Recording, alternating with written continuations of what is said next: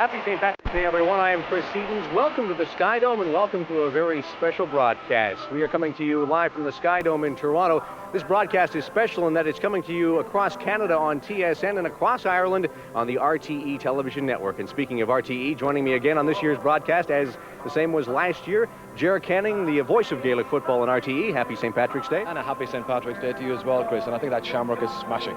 I understand you stay in Toronto a bit longer and better this year. Yeah, we've had a week here this time, and we've had a chance to see Toronto. It's a beautiful city, and the people are smashing. Another chance for Canadians to see the sport of Gaelic football. That can only help getting the exposure in Canada. It certainly has helped the exposure here. It's to help the development of Gaelic football among native Canadians. For instance, out of last year's coverage, 4 new minor teams, that's under-18 teams, were formed here in Toronto, and 90% of the players would be native Canadians. This Cork team, which won the All-Ireland Championship last year, has struggled since then. They struggled, they celebrated a bit, you know. Doesn't happen all that often. They won the championship the last 2 years, remember, and they've suffered a slump in form somewhat. But I think it's beginning to turn around again now. And talking to them, I know that this is where they're beginning to launch their bid for a 3rd championship victory in a row. The teams are used to playing on natural grass, outdoors. They are playing indoors on artificial turf. Yes, but they're thrilled about it. Cork have not played here before.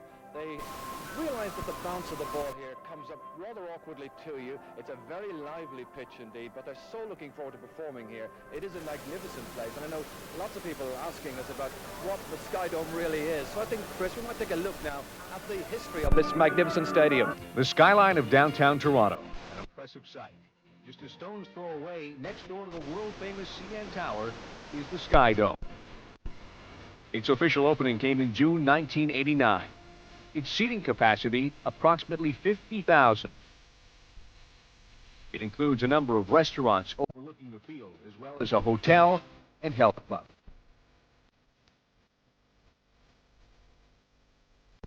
The SkyDome is home to the Toronto Blue Jays baseball team and to the Canadian Football League's Toronto Argonauts.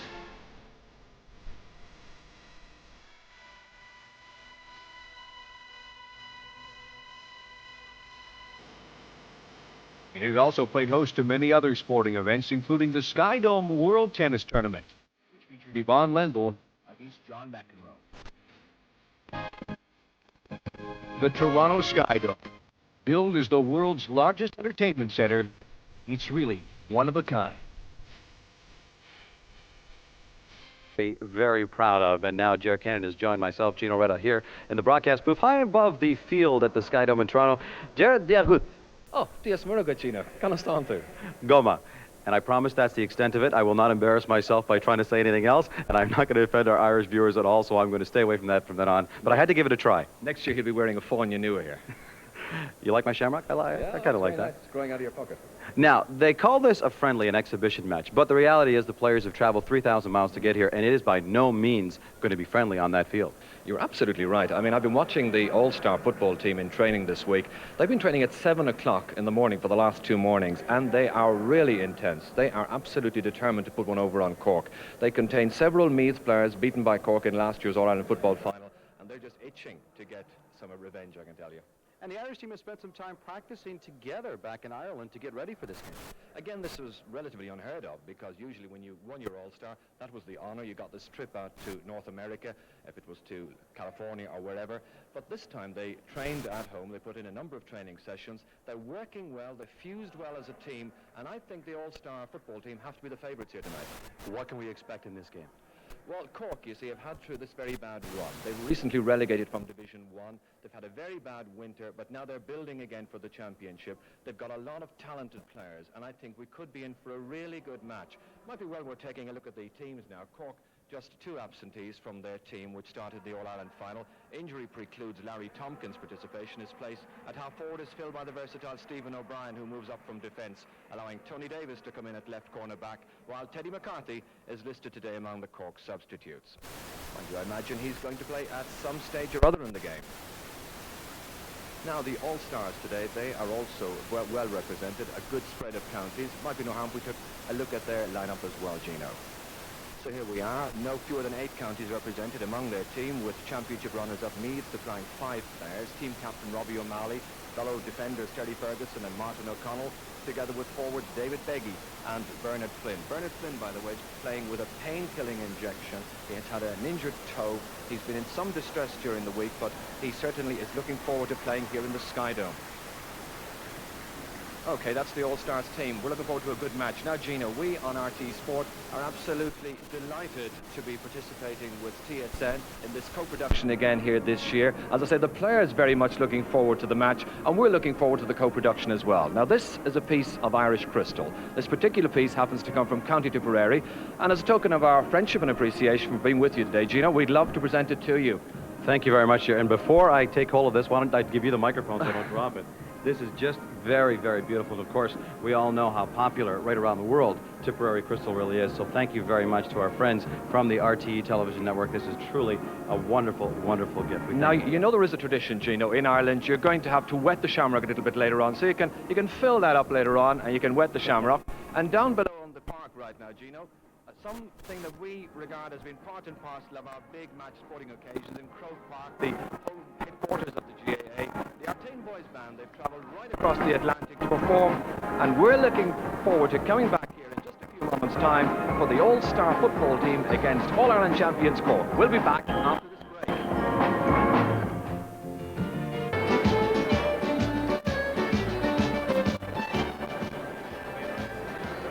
Dave Barry here lining up into the half-forward line there, and Dave has been one of this Cork team out here training at 7 o'clock in the morning, and today very much shaping up to a challenge presented by the All-Star football team, who've been combining particularly well in training all week, and of course many of them played for Ireland in the Composite Rules International Series back last November. John Kearns there, the Cork goalkeeper, going back into the goal on our left-hand side here at the SkyDome. Mickey Quinn there, and Shay Fahy. Shay with the Apache-like black mascara. Niall Cahalane back in the full-back position against Kevin O'Brien. Kevin, the Wicklow man, who had such a great season last year, of course, with Bolton Glass. Val Daly, one of the stars of the Connacht final last when was it? June. And, of course, also a star on the Irish tour of Australia. Tony Nation, who had a marvellous game in the All-Ireland football final in September. So there's a great deal of hype and excitement. Martin O'Connell, Meath man, lining at left half-back. That's Martin Gavigan, the Donegal lad, who'll be centre half-back this afternoon for the All-Star team. And I think they're going to shape up to give us quite a battle here in this match in the SkyDome. James McCartan there, and McCartan, a famous name, of course, in County Down, left corner forward today. Dave being marked by Martin Gavigan. So we're near to the start of this match in the SkyDome.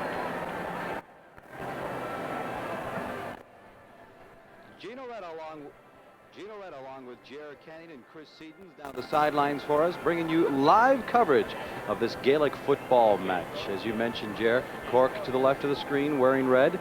Green, well, the green jerseys are worn today by the Bank of Ireland Irish All-Stars, a side that really did a good job of preparing for this match. Yes, indeed, and here they are attacking straight away, but it's broken up by Conor Coonahan, centre half-back for Cork. Linking up with Stephen O'Brien, wearing the number 3 shirt because he was programmed at 3, but he's in there in the half-forward line.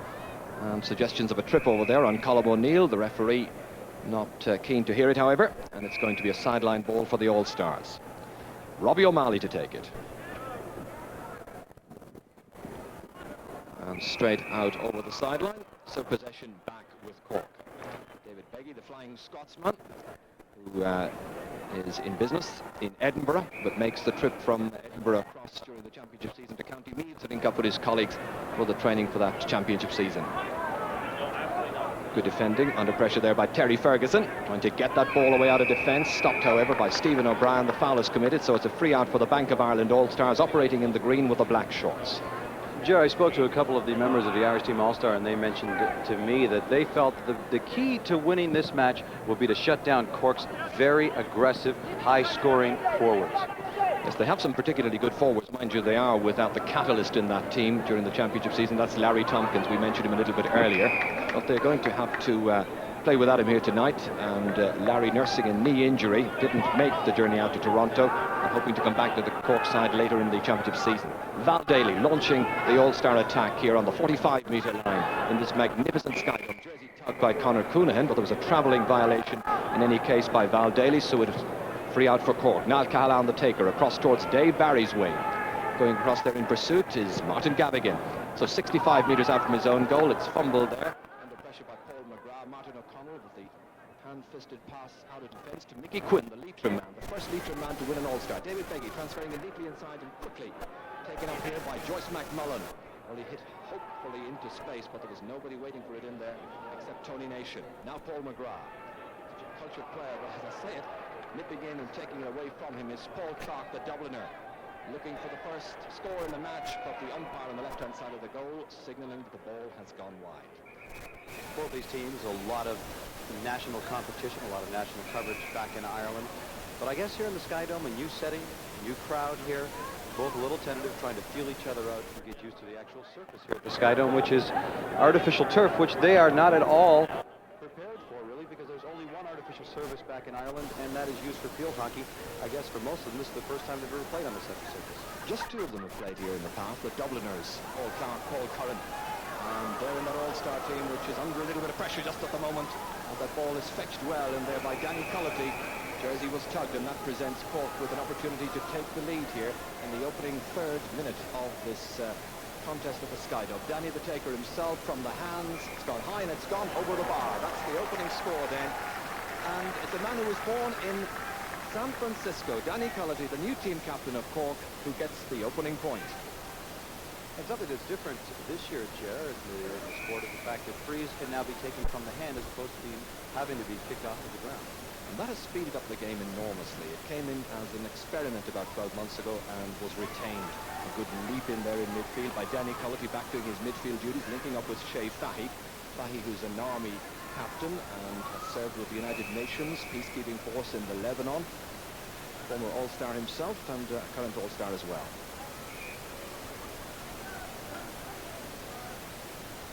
Martin O'Connell for an All-Star team down here in the SkyDome at 11 o'clock this morning, Canadian time in training. Mickey Quinn gets onto it, fists it forward, hopefully.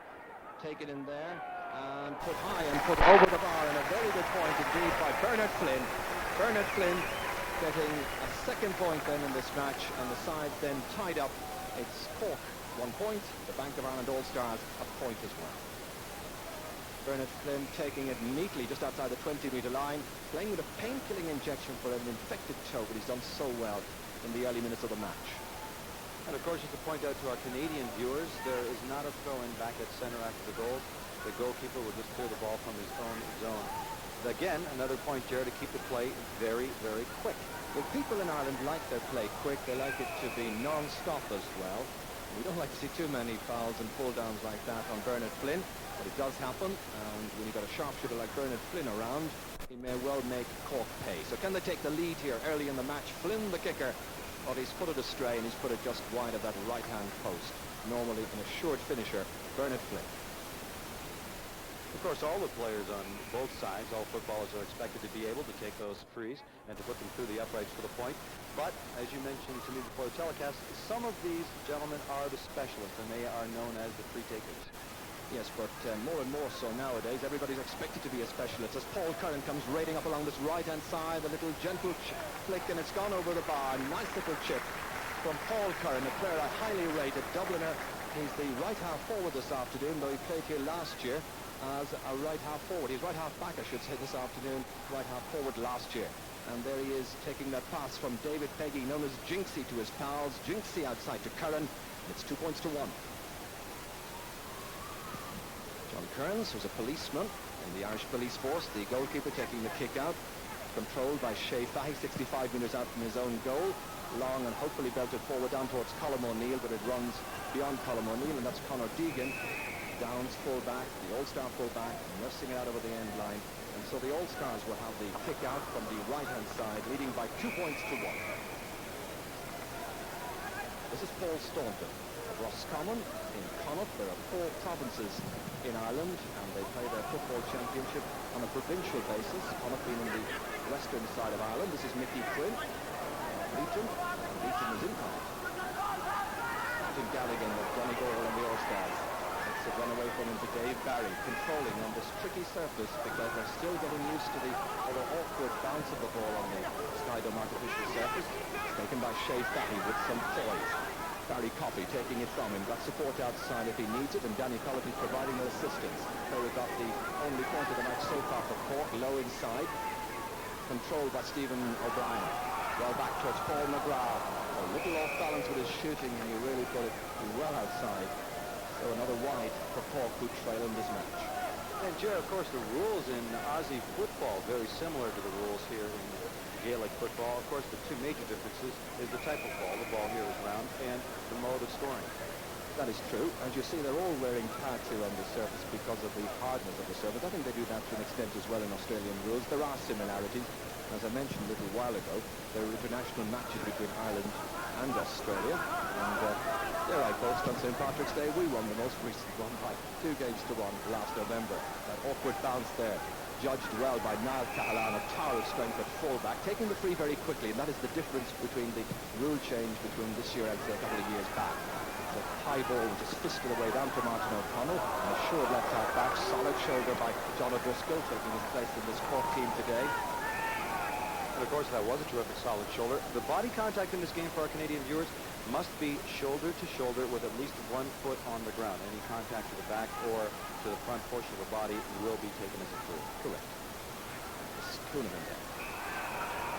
Barry Coffey didn't like the nature of that challenge one little bit. And he was making his intentions known that time. There's the shoulder again, a really good one. And Martin O'Connell with John O'Driscoll, the players involved. And the fans, of course, appreciate a little bit of body contact. They like that aggressive style of play. Because as we mentioned a few minutes ago, this is by no means a friendly for these two teams. There's a tremendous amount of pride in this game.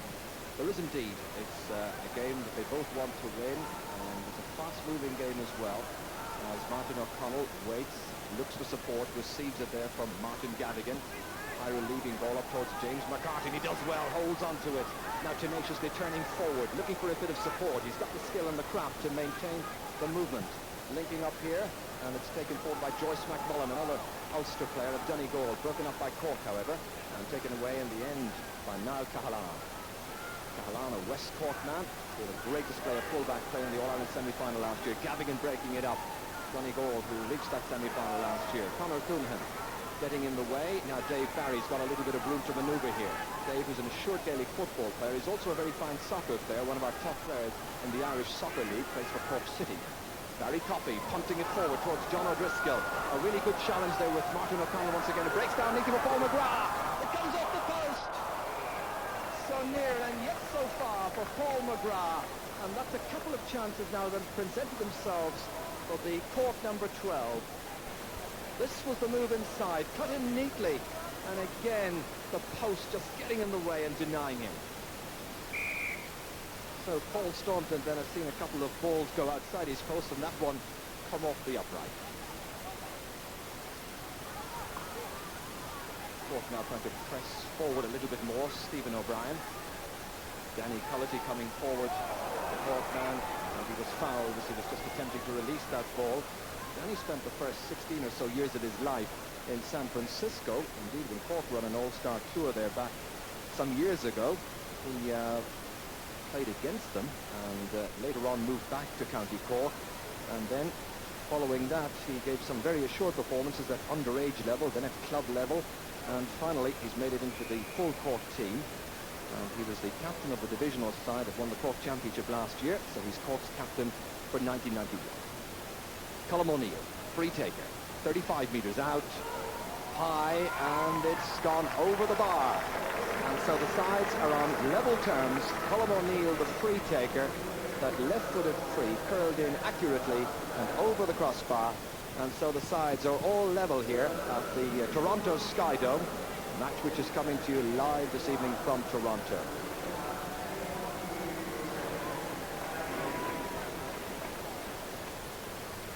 So Colm O'Neill will be particularly pleased to see that one go over from the free.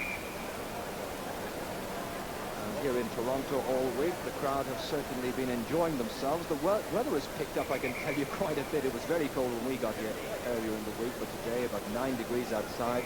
There was a great parade earlier today, and people looking forward to a right good match as well.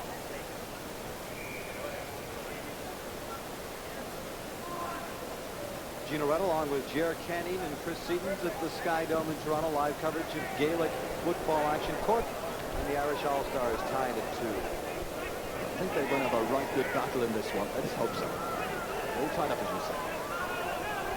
Barry Coffey, a player who could play in the forward line or back in defence where he's operating this afternoon. Conor Coonahan taking it from him and passing it forward. Dave Barry is there. Shea Fahy was outside, but it runs on instead towards Danny Cullity, crossing the 45-metre line. A good-looking build-up, and that was taken down there. Mick McCarthy was the player who was fouled by Paul Curran, and he hit the deck rather hard that time, Mick McCarthy. And a player who was in here training on his own this morning, just getting used to the surface. That was the hefty challenge. The referee saw it as a foul, a shoulder into the back. And so 20 metres out, Cork will have the free. McCarthy back on his feet once again. So has always been able to take his chance in the Cork team when selected. There's the kick. That's the point. And Cork are in front. So the All-Ireland champions Cork with a point by Mick McCarthy, a player who comes from O'Donovan Ross, a Skibbereen in County Cork, is his hometown. Known as Mr. Accuracy. He's picked up that nickname along the way. Holden's kick out. Good positional sense here by Danny Cullity, going back there, supporting his other midfielder, Shea Fahy. Taken with a little bit of difficulty by Terry Ferguson, having such a good season. Conor Deegan, the all-star fullback, a huge kick forward, a really good kick forward, which is taken by Tony Davis.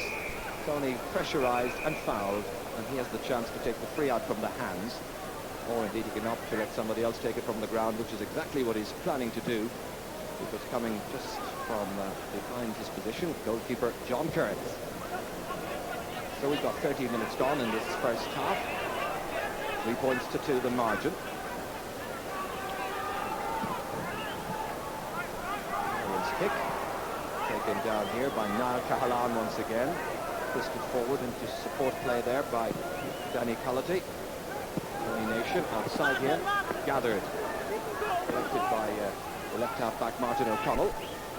This is Kevin O'Brien up towards David Beggy, who just moved inside Niall Cahalane. Beggy then coming back on Cahalane, foul the defender. It really is something of an iron man in the Cork defence, I can tell you, Gino. Some few months ago, not a few months ago, indeed it was about 2 years ago, he had a particularly bad knee injury and was encased in plaster before an All-Ireland final, but he was practically ready to take the plaster off himself in order to play in the final. Nothing was going to stop him. Shea Fahy just fumbles. Comes down here.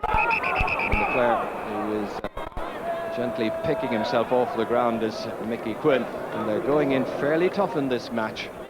The All-Stars have trained so well together, so anxious to put one over on Cork. The All-Stars told us before the game that they were by no means taking this as a friendly. This meant a lot to them.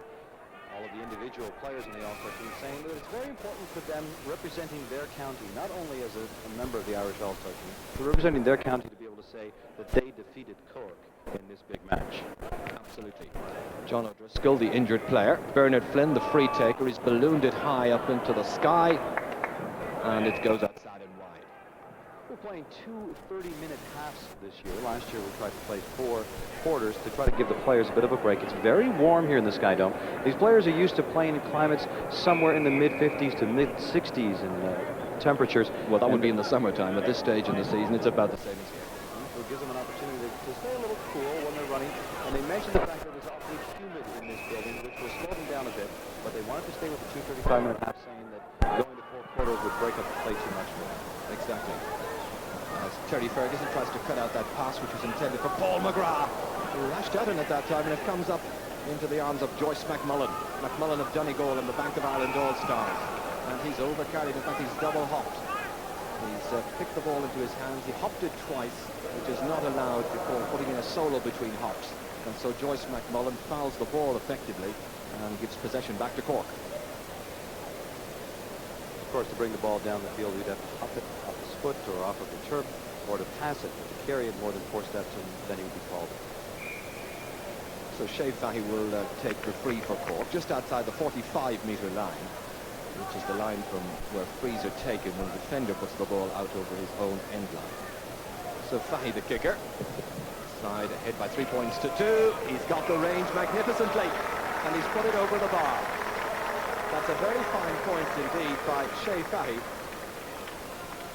Good solid kick, connected decently, and put it over the top of the crossbar. So from that free from around the 45 metres, Cork then enjoying a 2-point advantage.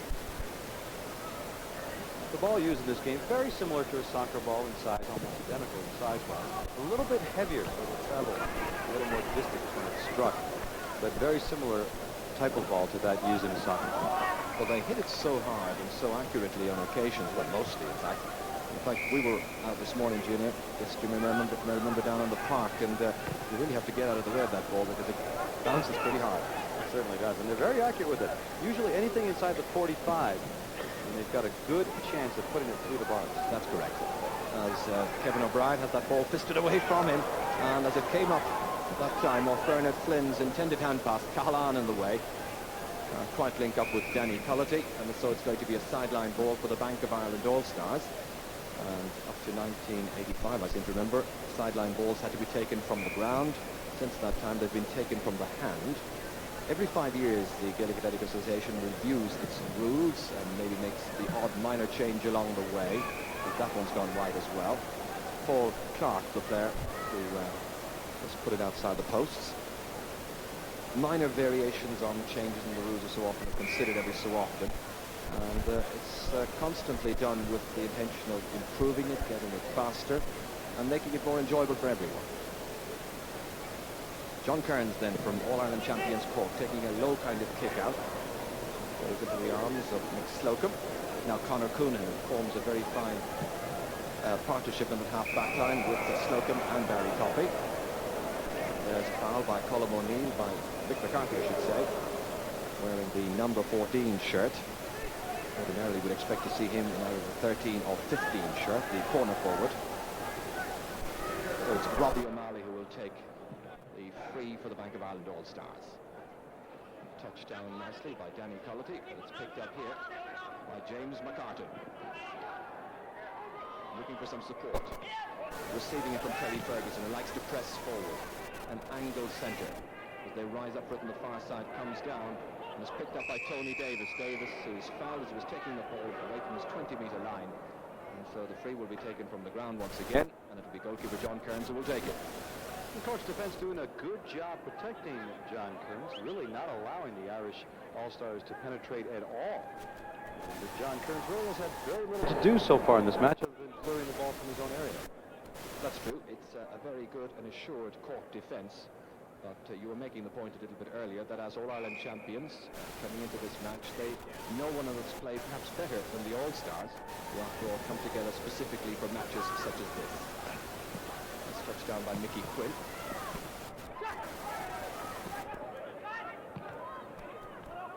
Ball played nicely inside, goes off the fingertips of Conor Deegan. In front of a useful crowd here at the SkyDome. Plenty of Irish support around on this particular weekend. Colm O'Neill. It's Paul McGrath making his way back onto the SkyDome surface once again. Team Colm O'Neill. Colm O'Neill taking the sideline ball, and he's put it high, and he's put it over the bar, and that's the second one then for Colm O'Neill. One from the free, now one from the sideline. So a really good kick has made it 5 points to 2. Cork leads the Irish All-Stars by a score of 5-2 at the SkyDome in Toronto. And that will certainly please Colm O'Neill, growing in confidence. But so far, the Cork half-back line has particularly impressed me. They've done well.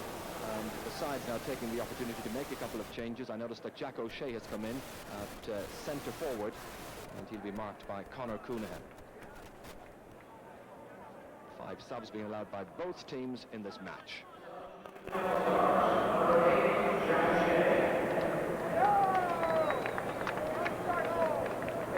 So just 3 points between the teams. 5 points to 2 the margin on this St. Patrick's Day at the Toronto SkyDome. Paul Staunton's kick. Paul McGrath picking it up. Well, the All-Stars started well, but they have disappointed in the last 10 minutes.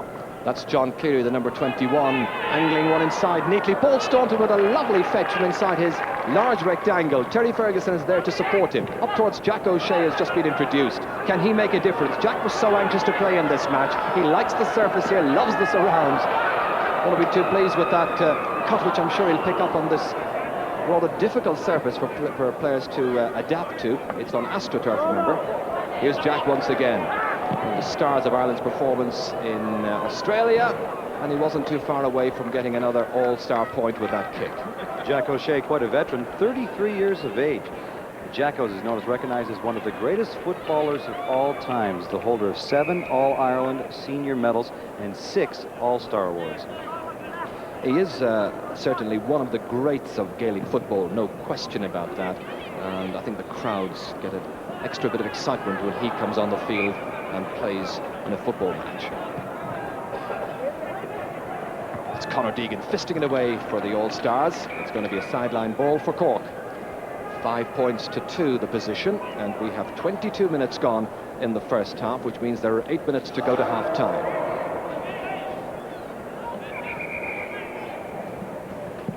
And Shea Fahy is thinking about a free. It's a sideline ball, of course.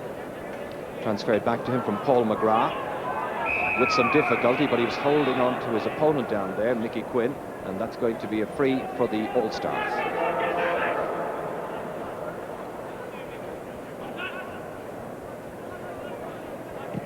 Taken. Touchdown by Danny Cullity, looking for support over there, and it's Jack O'Shea who's in to take the sideline ball for the All-Stars. It's about 50 metres out from the Cork goal, in towards Kevin O'Brien. Touched on, but there's nobody inside there because James McCartan had committed himself and come too deep. Goes back to Mick Slocum of Cork. Slocum trying to link up with Tony Nation and succeeding. James McCartan trying to close down the space available to Tony Nation. Support here from Conor Coonahan, rounding Joyce McMullen, linking up again with Mick Slocum from 45 metres out inside his own goal line. Conor Deegan waiting for Paul Staunton to come judge and gather. Support here from Paul Curran. Martin Galligan, left-footed, downfield. Again, he gets great length into it. Lovely high fetch, a really fine skill in Gaelic football there from Niall Cahalane on towards Mick Slocum, trying to sell it. We've got 3 men there to try and dispossess him, but John Cleary coming to his assistance. This is Dave Barry now, from 65 metres out from the All-Star goal. A good-looking ball across there. Mick McCarthy, jersey tugged, still going forward, and eventually it's the referee going in and awarding a penalty. A penalty to Cork, and that penalty coming as the jersey was tugged initially on the 24th minute of this first half. The referee, I think, may just about have allowed an advantage for that. But when the tugging persisted, the referee said, and when that foul indeed came in from Conor Deegan, the referee said, no question about it, it's a penalty. So a penalty from the 13-metre line.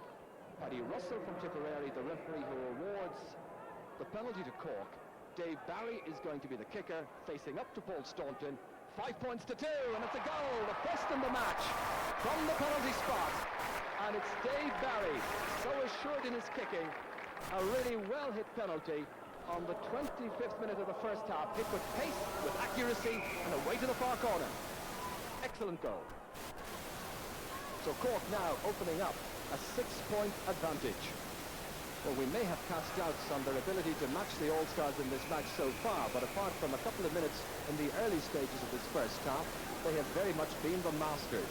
The greater cohesion and method has certainly come to their side in this humid evening. Stephen O'Brien there, who's moved up into the half-forward line, was telling effect for Cork this season. David Beggy, the sideline kicker. In it goes, taken by Tony Davis. Davis belting it downfield. Paul McGrath going across there with Mick McCarthy, the player who was pulled down effectively to award that penalty to Cork. Colm O'Neill switching it inside. McCarthy again, the target of a rather rugged pull down. He's injured his leg in the process. Came down rather heavily for the second time in this first half on the SkyDome surface. And so it's going to be a free to Cork with under 4 minutes to go of the half. This is the incident once again. Down he went. And when you fall on the SkyDome, well, my goodness, you go down like a sack of spuds. So he's able to get on his feet and take up his position. And the free will be taken by Shea Fahy. 45 metres out. Remember, he's already pointed one from this distance. I wonder, can he find the range once more? He's going for it, and he's got it. A lovely pointed free by Shea Fahy, his second of the half, giving Cork a really good advantage. Once again, struck sweetly, connected brilliantly, and slotted it over the crossbar. That's the position then, late in the first half. Well, Gino, I think you must be impressed by the performance of this Cork team in the last 15 minutes. I certainly am, especially after speaking with the All-Stars when they said that they were going to take this game very seriously and spend a lot of time preparing for this game. But Cork, a team that really feels... That's the point. Just as you're saying it, David Peggy, I think, illustrates the kind of determination the All-Stars do possess if only they can get a little bit of latitude. He got some latitude on that occasion. There's David, who operates, as we say, in Edinburgh. A very popular fellow on the Meath team. Popular footballer just about everywhere. And he's closed the gap to 6 points. As I was saying, Ger, Cork is a side that really feels like they've got a lot to prove, because since winning the 1990 All-Ireland final, they've been relegated into the second division, and now they want to prove that they deserve to be rightfully back in Division 1. This is a good-looking move. James McCartan going inside. McCartan's found the net. We've had 2 goals in the space of 2.5 minutes. James McCartan giving the game an ideal boost before half-time. A well-taken goal, getting inside the cover of Tony Nation on that occasion. And he took it around goalkeeper and defender and booted it home. So it's exactly what the game has required, Gino. There you see James with a terrific play inside the goalie's rectangle with the right foot there. James just 19 years old. One of the youngest members on the side. He's a university student in Ireland. James is the holder of an All-Ireland Minor Championship medal and 2 Ulster Minor medals. And now he's making his mark on the senior level.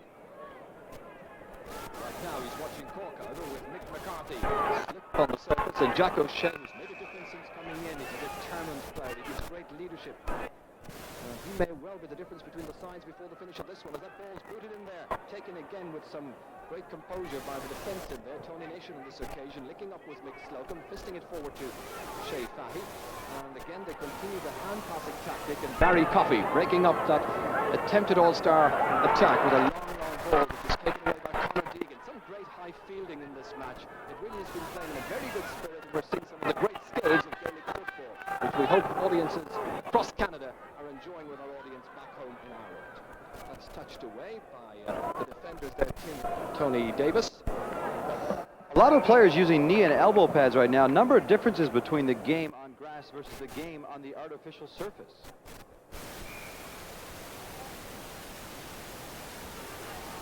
Yeah, it's very, very warm, first of all. I think that's the biggest problem we'll have to try and price the heat indoor, you know.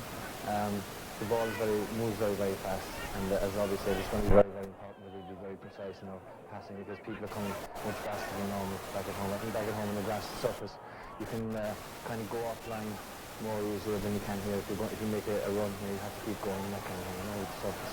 But it's tremendous surface and tremendous skill there. Some interesting comments there from Jack O'Shea of Kerry.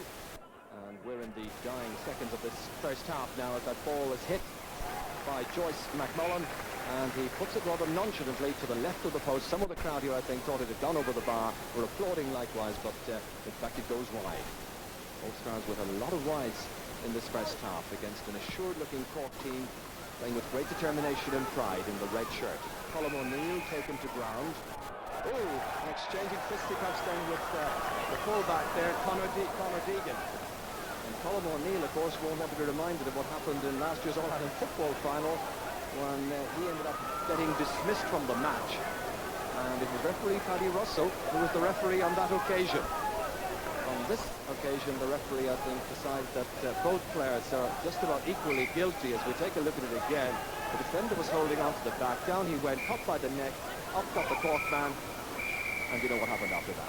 And the referee sounds the whistle then, and that's the end of a first half, which has given us some great skills, some nice scores, nice interpassing movement. Cork, the better team for a long, long part of that game, but James McCartan's late goal has certainly meant that it's anybody's game as we approach the second half. Cork 1-6, the Bank of Ireland All-Stars 1-3.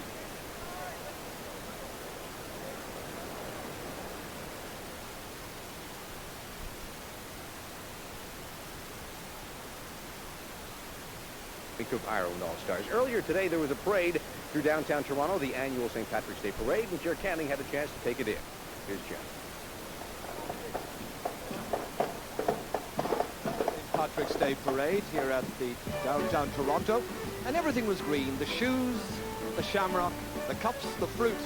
Everybody was proud of being Irish or having some Irish connection. The main thing was participation. Lots of fun, lots of colour, and everybody driving or marching. Barry McGuigan, the Chief Marshal this year. The St. Patrick's Parade Society to be their Grand Marshal at their 4th annual parade, and it's special for me. It's lovely to be here.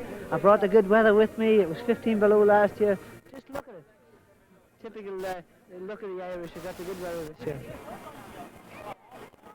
Indeed, I know what he means about the weather. Last year we were absolutely incredible. freezing. The people look fantastic. The way they're dressed, the costumes, all of the signage.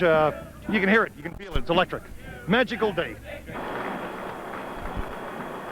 So taking the photographs, watching, indeed thousands upon thousands of people lining the parade route this year. I'm having a fantastic time. I've had a dance with Molly Malone, and I pushed her wheelbarrow through streets broad and narrow.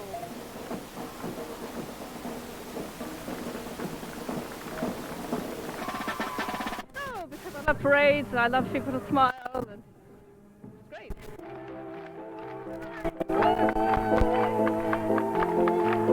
I've been in New York for the big parade there, and I prefer this one.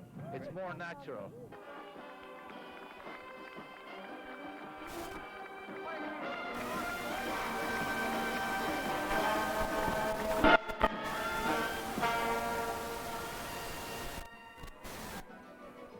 Time now for some halftime entertainment. On the field now is the Irish Dancers of Toronto.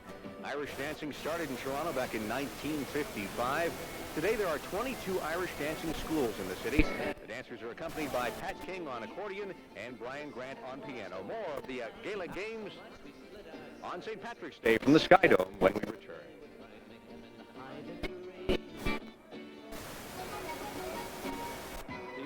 Here, about 20,000 people in all bought tickets for the SkyDome. It's a vast arena. They've come from Cavan, as you'll gather. They've come from just about every county. We've heard so many different Irish accents here. Yesterday, many of them came in here to see a baseball game between the New York Mets and the local side from Toronto, the Blue Jays. And I think a lot of them felt that was a bit slow moving, and they were looking for fire, and they're getting a certain amount of it in the shape of the football we're seeing here. And there's a hurling match later on, which we'll be taping for you, and which we'll be showing you in Sports Stadium on Saturday afternoon next. Up there, the lovely boxes and that restaurant there.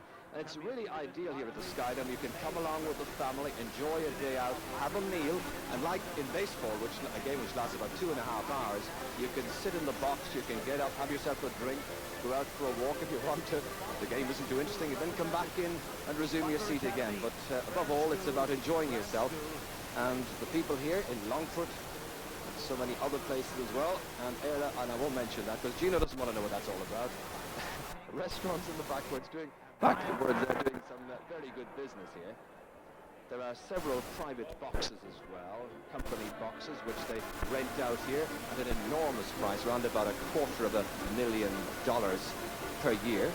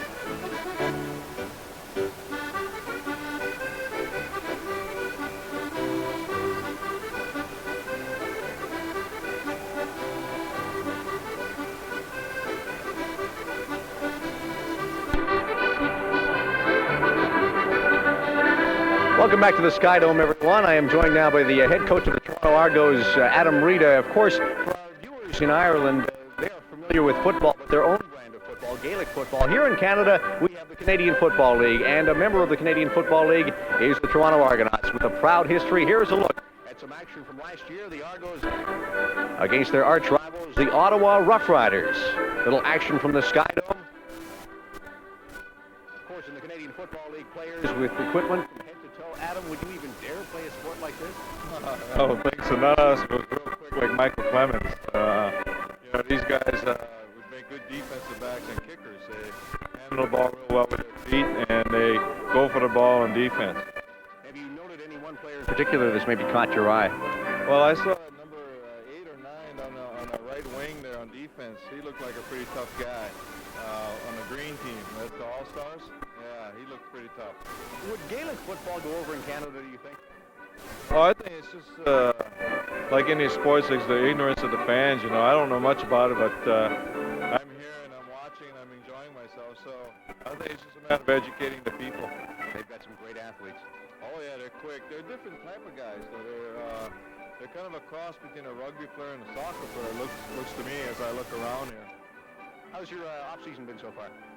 Exciting. We've had a lot of things happen to us since the season's been over, and right now we're in the process of getting some football players to enhance on Friday last, and finally got their boots. And this is Paul Clark for the Old Stars, who trail by 3 points. Good-looking move at the start of the half, and there are now just 2 points between the teams. That's the perfect start to the second half. A point, 2 points the margin, and Paul Clark's first score in the game. Of course, there's the two basic different strategies. One is to go for the goal, and the other is to do exactly this. To put it over the bar, take your point, walk away, and now you're just 2 points away from the tie. I mean, it's far from being as easy as it seems up here. You've got somebody breathing down your neck, or else you've got somebody trying to close down your space. So you have to be very decisive and very accurate. Martin O'Connell down. Will tear away left half back. Down it goes. Into the corner towards Bernard Flynn. A little bit of difficulty just holding on to it. Tony Davis trying to close him down. That's the kick by Bernard Flynn. On the count of being too much in it. Looked a useful kick, but the umpire has signalled that it went wide. Of course, the umpires on the side of the goalpost, they're having 2 different colored flags. One representing a single point when the ball goes over the ball. That's right. And the other colored flag representing a goal worth 3 points, I think. That's the green, in fact. On a day of the green. John Kearns for a Cork side that won just about everything last year. Cork, the winners of the football, and Cork, the winners of the hurlers. The most oft-used 4-letter word in sport last year was Cork. Terry Ferguson, beaten by the Cork team in last year's All-Ireland football final. Colleague is there. Martin O'Connell. Meanwhile, it reaches the other left half back. It's Barry Poppy punting it hopefully forward, but inaccurately so.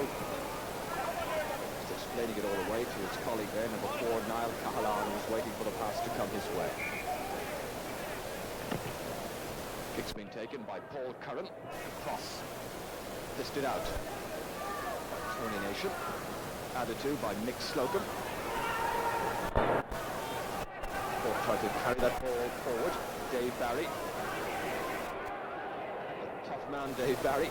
Well able to take the shoulder challenge. You need to be able to do so. Remember, these are all amateur players. They don't earn a penny from playing football. They're not allowed to earn anything at all. They play it for the love of the game. And, of course, a player like Cullum here would have started out with his club, which is Middleton, well known as a hurling power as well. And when you mentioned the double back in 1890, Middleton was one of the teams to win the double, his club. And having come through the club system, he would have then made his way into the inter-county team, first of all at under-18 level, minor level, then at under-21 level, and now finally he's a fully fledged senior player. The aim of everyone is to represent the county, play in the All-Ireland series, and that begins in a provincial basis, and Cork play in the Munster Championship, which is down in the south. Niall Cahalane, see that one touched away finally by the full forward Kevin O'Brien. O'Brien, I think, claiming that it might have gone off the Cork man. If it had done so, it would have been a 45 metres kick. And as you mentioned, Jared, it's nice to see these players playing for the incentive. Nice clearance there, as you can see, as that's batted away nicely behind the line, and the goalie will clear that. It's nice to see these players playing for the incentive of the ability, the chance that maybe one day they can represent their county on the national level, as opposed to playing for the almighty dollar, which has really dominated much of sport right around the world right now. Sure, you got sports like baseball where players are earning a lot of money. These guys, as I say, don't make any living from football. They earn their living from banking, or they're farmers, or they're teachers, or whatever, civil servants. This is Dave Barry here again. Dave kicking it forward, twisted on neatly, and it's Michael McCarthy once again looking for an unscore. It's saved brilliantly by Paul Staunton. He took the pass well, McCarthy, but Staunton was equal to it. The goalkeepers in Gaelic football have to be very decisive, very agile, and courageous as well. This is Coffey. Cork again trying to take a firm grip at midfield. They've owned midfield for most of this match. Fahy and Cullity have been particularly impressive, and they've got a stranglehold on the All-Star half-forward line with very tight marking defensive ploy by the All-Stars. Martin O'Connell switching wings, hitting it hopefully into space, taken by Cahalan, twisted back by Barry Coffey to Tony Nation, the right corner back to number 2, touchdown by Terry Ferguson with great athleticism, picked up here by Mick Slocum, the right half-back who likes to attack when the opportunity presents itself. It's Conor Deegan who's having a rare old battle at full-back against the Cork full forward who's Colm O'Neill. Mickey Quinn here, Leitrim's very first All-Star recipient. Bernard Flynn punts it forward, intended for Jack O'Shea, cut out instead by Conor Coonahan. Looking for support, getting it from Shea Fahy. It's back with Coonahan once again. Remember, the All-Ireland football champions leading in the SkyDome here in this match, which is coming to you live on TSN and RTE Sport. Paul McGrath threading it inside. Well picked out by Stephen O'Brien, and he's put it over the bar for his very first point of the match. It's O'Brien who made the kick, got the score. This a vital save just a few minutes before that. Fabulous kick by McCarthy and a fabulous save by Staunton. Staunton using all 6 foot 3 inches of his frame with a terrific stop. Staunton, as a matter of fact, won the Save of the Year award back in 1990, last season. And he's using all of his frame today, and I'm sure his teammates would tell you that was one of his saves of the year at this point. Certainly frustrated Mick McCarthy on that occasion. This is Martin O'Connell again. So 3 points between the teams. Just a goal, remember, between them. James McCartan is fouled. James McCartan can take the free from the hands himself. This, the incident, he was pushed away by Tony Nation. Conor Coonahan eventually is the one who got in, but it wasn't a fair shoulder to shoulder. This is the kick by James McCartan. Coming across and dropping down. They rise up for it. It's picked up by Tony Davis, the left corner back who can play just about anywhere in the Cork team. Tony was an automatic All-Star in 1989. That's fielded well across there by Terry Ferguson. Looking for support, getting it from Mickey Quinn. The All-Stars starting much more purposefully in midfield. Claims that Kevin O'Brien was pulled down that time. Here it looked a genuine fall, I have to say. And that is Danny Cullity. Belting it clear. Fielded magnificently by Martin O'Connell. O'Connell looks for support to come his way. And support indeed is available.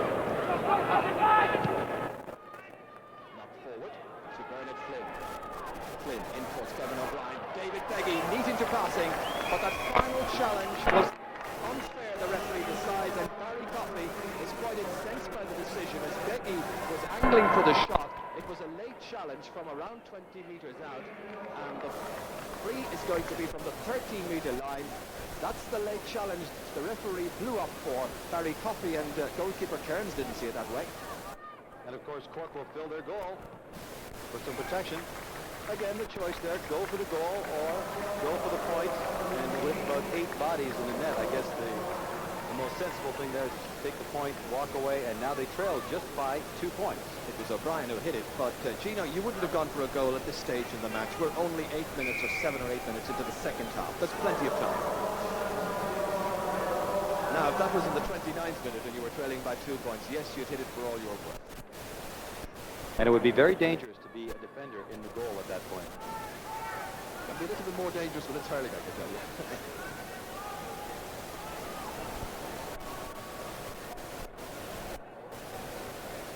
There's a change, I think, coming in because David Beggy has moved off across to the far side. We'll just wait to see who they've brought in, the All-Stars, very shortly. While it's Dave Barry once again against Jack O'Shea, a Cork man against a Kerry man. They have some mighty duels in the Munster football final usually. This year, because of a change in the goal, the very best they can hope for is a meeting in the semi-final in June. As you mentioned, all these players are amateurs, and Dave Beggy, well, Dave Beggy is a law clerk. An All-Star back in 1987, holds a couple of senior All-Ireland medals. David Beggy, an extremely experienced young man, yet he's only 24 years of age. He's also a very fine rugby player. He plays for a Scottish club called Curry, as that kick has come in and gone wide. And David's name has been mentioned, I can tell you, in connection with the Irish rugby team. And he says himself, well, it'll be a bit of time before he's ready to challenge at that particular level. It will take a few years.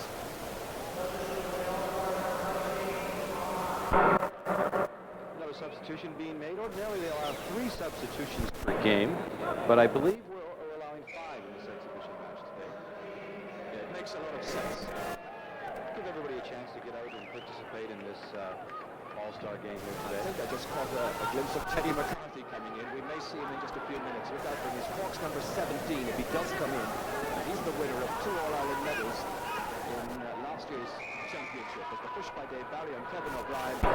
Teddy McCarthy is in at right half forward. Player who won All-Ireland medals in hurling and football. And that's the first time ever it's happened in the same year. Dave winded by that as Paul Clark has come up to take the free. Nation goes back goal side. Number 2 points the margin. So Paul Clark practicing his frees this morning. This is well struck. He did well in practice. He's done well in the match. And the margin, Gino, is just a solitary point. And again, inside the 45, anything inside the 45, your coach, your manager would be very upset at you if you missed. And of course, why don't we mention the fact that the Cork side is coached by a gentleman, Father Michael O'Brien. Now that is the hurling team, rather, the Cork hurling team. The football team managed by Billy Morgan. It's Cork 1-7, All-Stars 1-6. And that's a view of the Cork bench there just a moment ago. Billy Morgan's a very, very successful coach. And he's been saying to the players, well, by all means, enjoy yourselves here in Toronto. Frank Hogan there, Billy's brother-in-law, as well as being a colleague in the backroom team. Niall Cahalan availing of the spree this. Same with Tony Davis. The SkyDome, which hosted Sting on Tuesday last. Today it's Gaelic football.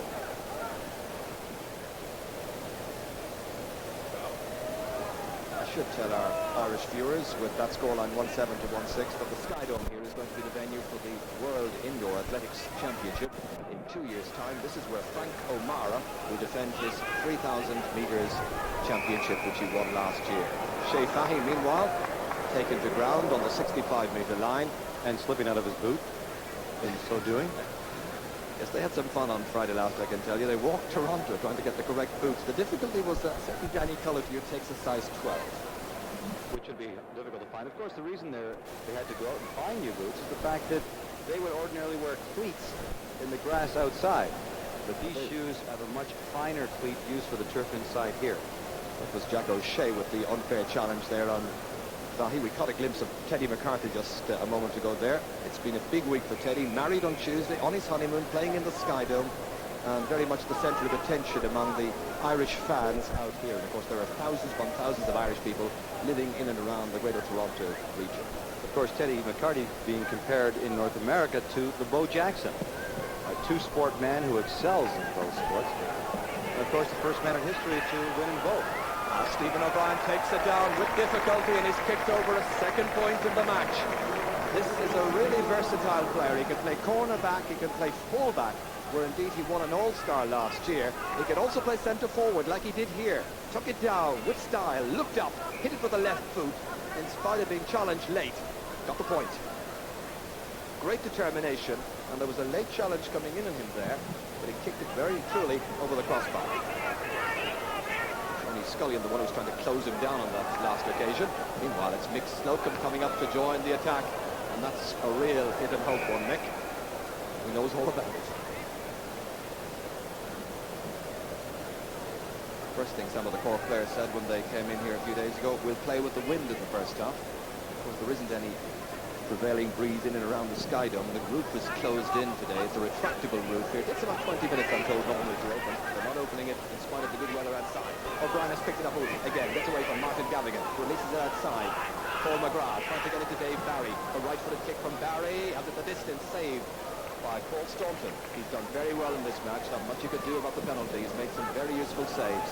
That's Tony Scullion is coming off the bench, one of the 5 subs permitted. Conor Deegan up with Jack O'Shea. Jack inside his own 45-metre line. Twisted outside. As Terry Ferguson has gone up to join the attack. Punted forward, hopefully. Jersey being held. That's Tony Davis getting in there. Picking up the loose ball, pursued by Kevin O'Brien.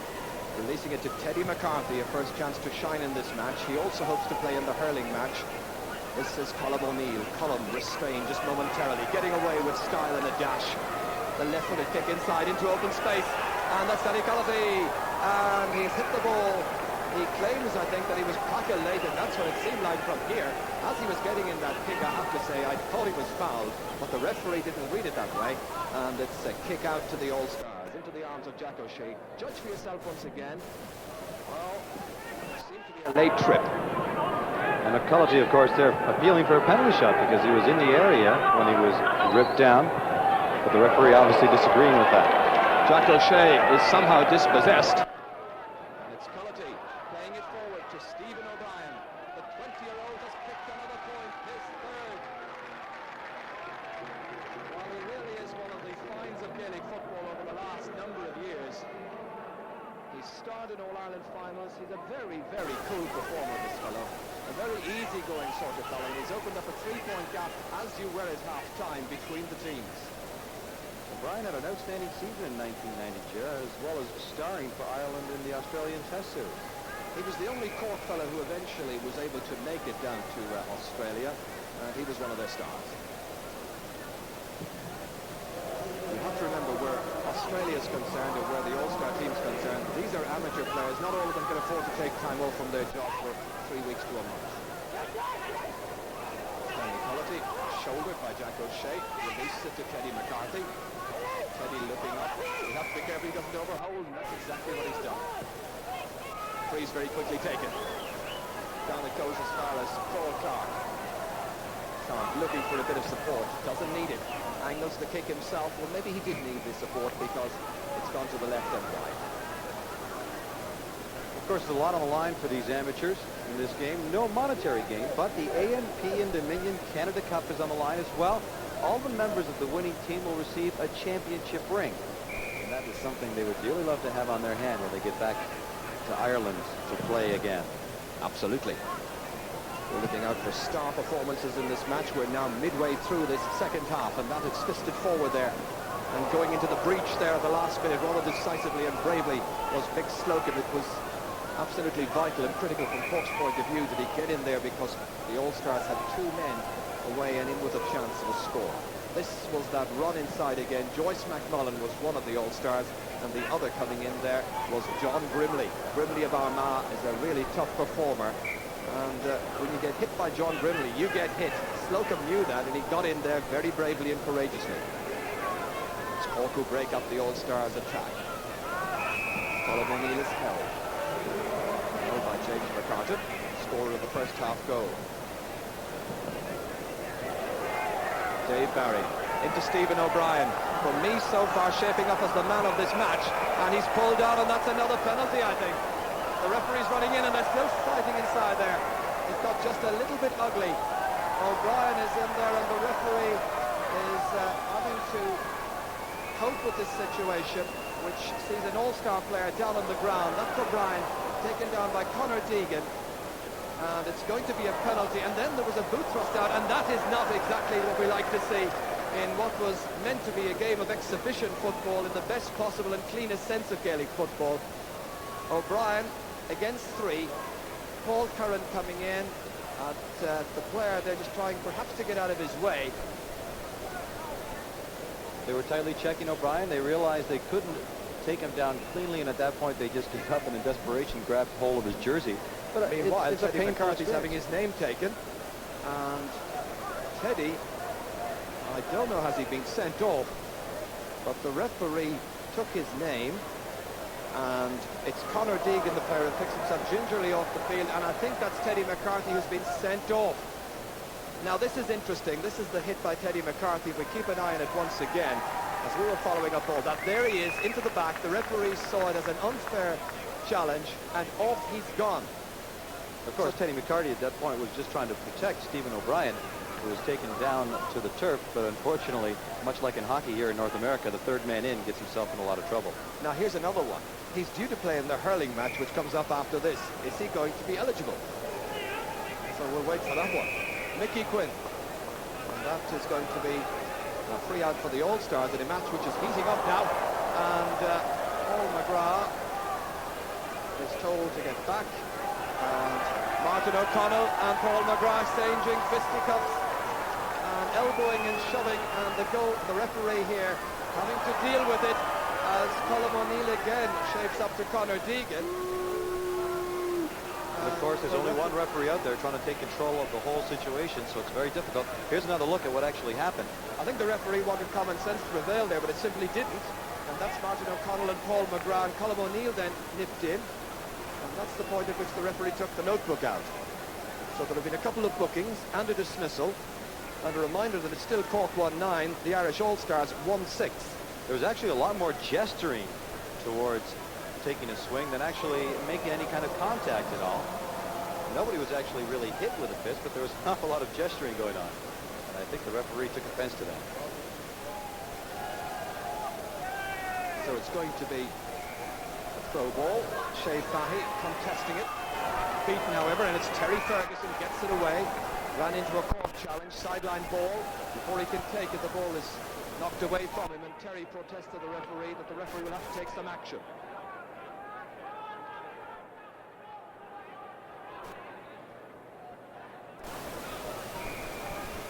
So Martin O'Connell will take the sideline kick.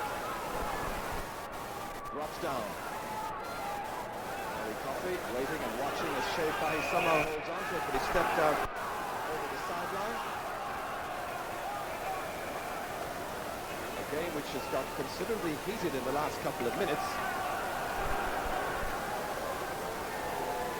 And this, the incident again, the shoulder. And just referring back to the Teddy McCarty dismissal a little while ago, we thought there should have been a penalty at that stage, and it ended up with the referee awarding the free out. And of course, that probably a result of the fact that Terry McCarthy had been booked and taken out of the game. Now, of course, the key there for Cork is the fact that they're not allowed to bring in a substitution. Once McCarthy's been ejected, they must play short-handed the rest of the game. They're down to 14 players as Niall Cahalane can't hold on to it. It's Tony Davis here. We're listening to Mick Slocum, who's played a very fine match. Cork trying to hang on to that slim three-point lead, now playing 14 against 15. That's Danny Cullity. Late challenge on Danny. No advantage allowed, and the referee whistling for the free. Colm O'Neill gathering. About 8.5 minutes to go in the Toronto SkyDome in this Canada Cup challenge between Cork, the reigning All-Ireland champions, and the Bank of Ireland All-Stars. Conor Coonahan going forward, 45 metres out. He showed a little bit of it, I thought, that time to the defender. Might have gone for a point a little bit earlier, but he's taken to ground, experiencing some considerable discomfort as he wins Cork the free. This, the move forward again, 45 metres out. There the challenge coming in, and it was Paul Clark who took him down. Once again, a reminder that Conor is a player who has been former Cork captain, starred in all their All-Ireland final appearances. They've appeared in each of the last 4 All-Ireland football finals. Colm O'Neill then for a Cork side leading by 1-9 to 1-6. That's the kick. And O'Neill has got a third point. They've all come from place balls, 2 from frees, and 1 from a sideline ball. Paddy Russell then writing the note into the little referee's book, recording the score, a truly and well-hit kick by Colm O'Neill, and it is Cork 110, Irish All-Stars 1-6. A game we're certainly enjoying, hope you are as well.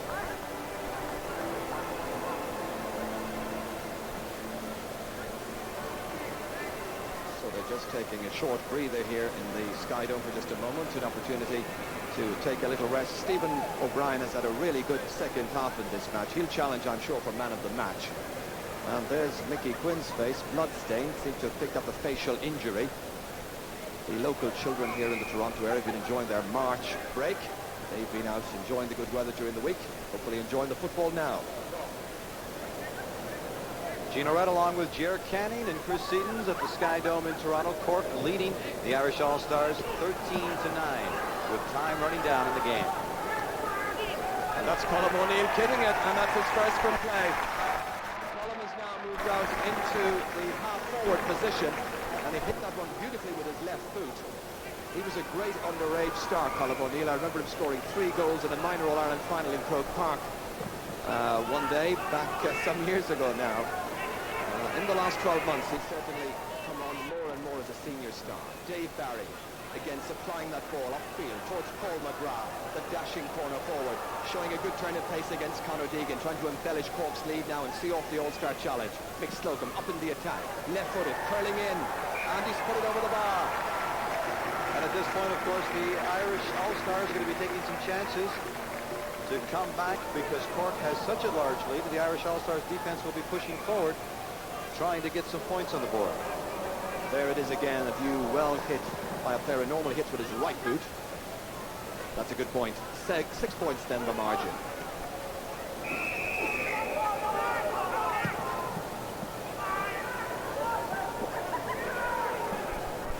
So the All-Stars with Kieran McGurk then, one of the substitutes, curling it inside, and it's hit over the bar by Paul Curran.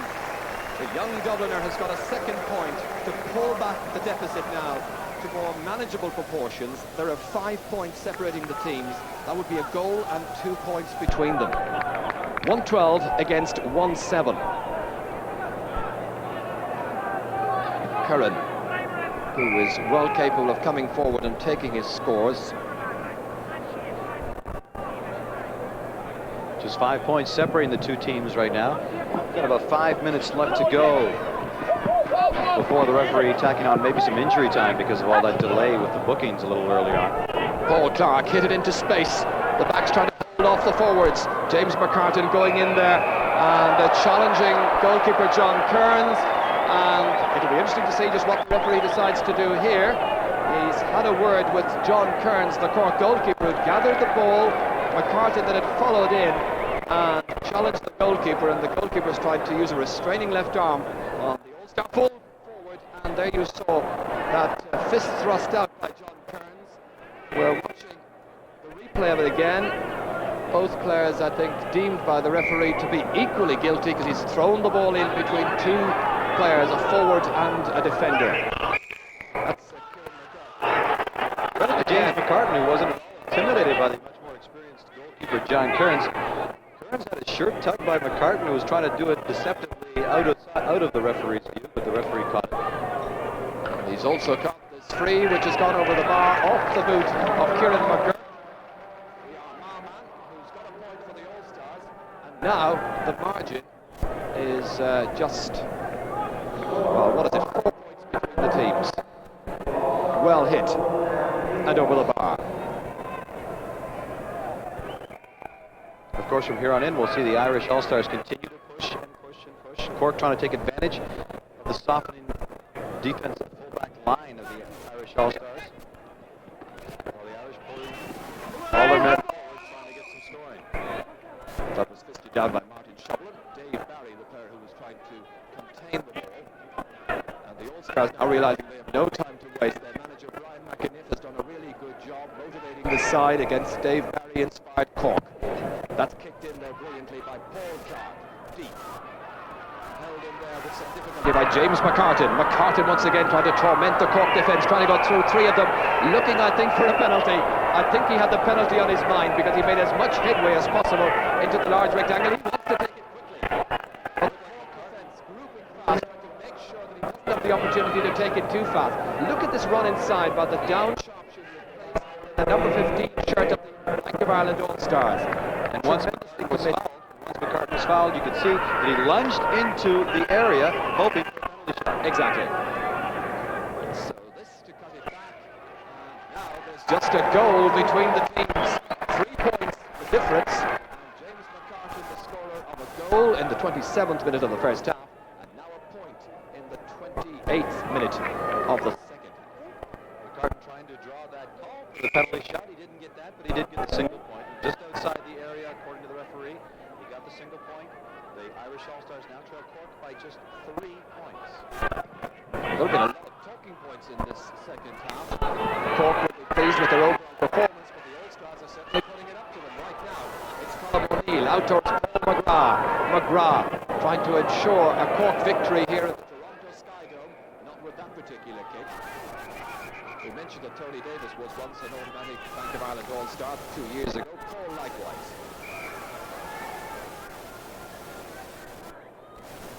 McGrath just a little bit too deep in that time. Took away his angle.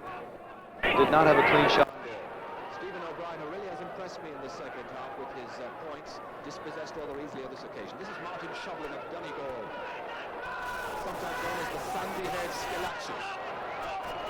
Breaking forward, 45 minutes out from the Cork goal. Inside, taken with some difficulty by Nan Cahalan. Restrained and fouled, and it's going to be a free out. The foul coming in from the quarter forward, James McCarthy.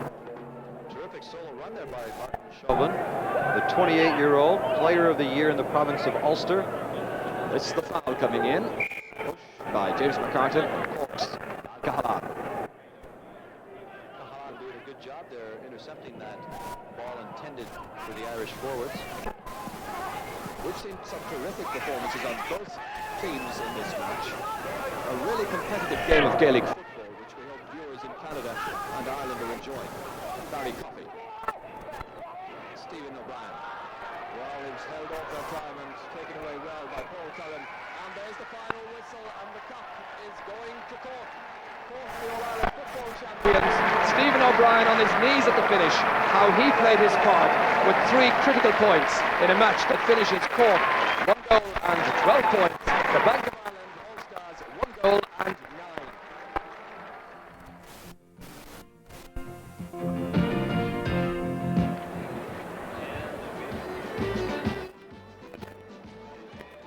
9. Welcome back to the SkyDome. The final score 15-12. Cork upsetting the All-Stars.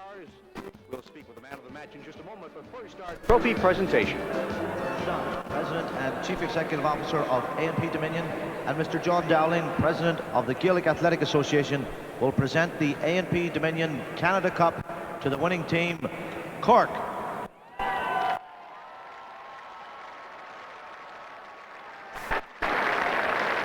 Ladies and gentlemen, thank you.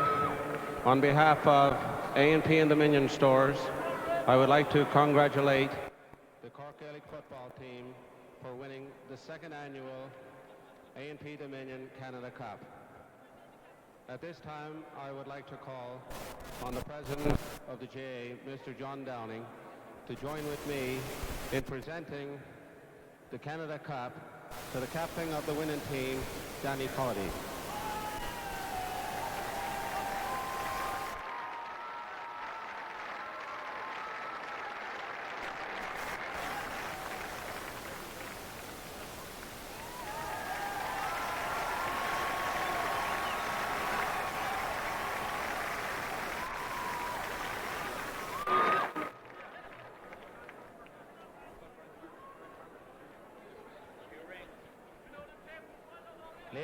Ladies and gentlemen, on behalf of Power Screen of Canada, I would like the Canadian president of the GAA out here making the presentation to Danny Cullity, and indeed the organising committee, Brian Farmer's committee, and John Dunn of A&P Dominion really deserve tremendous credit for making these games possible. The organisation was first class. So now Danny Cullity to say the couple of buckle. On behalf of the Cork team, it's an honor for me to accept this cup. And I was abroad for a while myself, and I know the importance of the game. So I'd like to thank everyone involved here in Canada and all the sponsorship for bringing this over. We've had a fantastic trip so far. Thank you.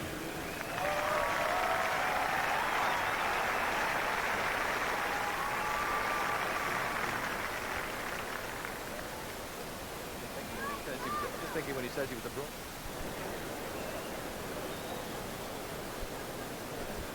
Danny equality there, and he's saying he was abroad for a while. I'm just trying to figure out, does he mean abroad in America or abroad down in Cork? Because Danny, of course, grew up in America, spent the first 16 or so years of his life there. He played a tremendous match, didn't he? He certainly did, and we picked our man of the match right now. Let's go down to Chris Sedens, who's standing by with the man of the match. Thank you very much, Gene. Mick Slocum is our man of the match from Cork. And Mick, your captain Danny was just talking about the importance of this match. Just how important was it? Well, as I was telling you earlier, we had a bad run for a few months now. After we won the All-Ireland in September, we took a break. We didn't train until about a month ago. So we lost a lot of games. So it was important that we win today. So that will give us confidence now going to the championship again. What caused the team to lose so many games during that span? As I say, it's a very long year, you know, you can't train forever. You have to take a break. And we were playing teams that were training while we weren't. So it was hard for us, you know. Jerry Canning and I were talking about it yesterday, about the fact that the team had been slumping, but you are expected to come on again towards the end of the season. By next September, you should be ranked up there and have another chance at an All-Ireland championship. Yeah, we're going for 3 in a row this year, you know. It's a great ambition of ours. So as soon as we go home, we'll be training very, very hard. As you say, hopefully we'll be there in September again. Thank you. Thanks very much for joining us. Yes, thank you. Mick Slocum from Cork, the winning team here, Gaelic football. The SkyDome, the final score again, 15-12, Cork over the Irish All-Stars. Certainly that was a terrific performance by Cork and by the All-Stars. It's well applauded by 20,000 people or so here in the Toronto SkyDome. We certainly have enjoyed bringing this to you this evening. We hope that you've enjoyed the match, a match laced with a bit of controversy, some good play, some great scores. And Gino, we'll have to do it again sometime. You enjoyed it, I hope. Certainly did enjoy it, and by all means, I agree with you completely, Jared. There is no way you can consider this just a friendly, just an exhibition match, which is nice from the standpoint of the Toronto crowd. They had an opportunity to see the game at its best without players just laying back and taking it easy. They actually played hard, and it was terrific to be here with you for this, Jared. Okay, we're going to tape the hurling match, the Bank of Ireland All-Stars match versus Cork, and we'll show it to you in Sports Stadium next Saturday afternoon. In the meantime, enjoy the rest of your St. Patrick's Bank Holiday weekend. We'll see you soon from the Toronto SkyDome, from RTE Sport in conjunction with TSN. Have a nice weekend. Bye-bye.